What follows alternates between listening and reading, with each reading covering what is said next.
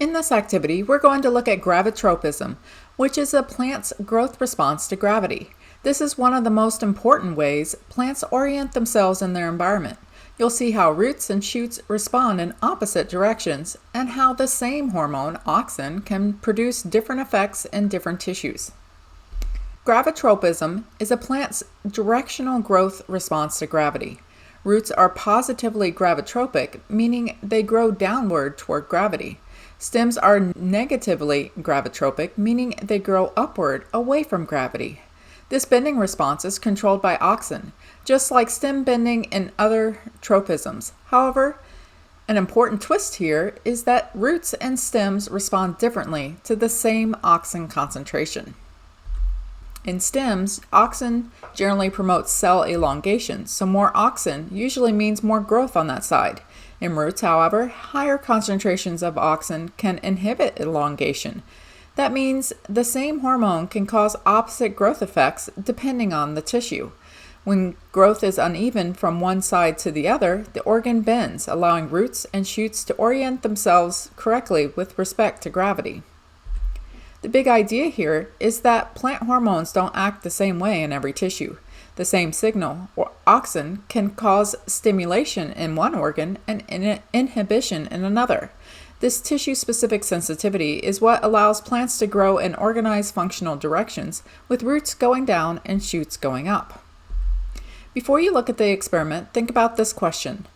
Why would it be a problem if roots and stems responded the same way to gravity? Think about what each part of the plant needs to do, where roots need to go, and where shoots need to go. Write your prediction in your lab notebook and keep it in mind as you examine the results. In this experiment, germinating corn seeds were used to observe how roots and shoots grow during early development. The seeds were placed in a transparent growth chamber so both the emerging roots and shoots could be seen clearly. All seeds were kept under the same environmental conditions, including moisture, temperature, and light. This allowed the only variable being observed is to be how each part of the seedling oriented itself relative to gravity. As germination progressed, the positions and directions of both the roots and shoots were observed and recorded over time. The orientation of each structure relative to gravity was noted. This setup made it possible to directly observe how different parts of the same plant respond differently during early growth. Now you'll answer these 3 questions in your lab notebook. First, describe what happened to the seeds as they germinated. Second, explain the bending behavior you observed in terms of growth and direction.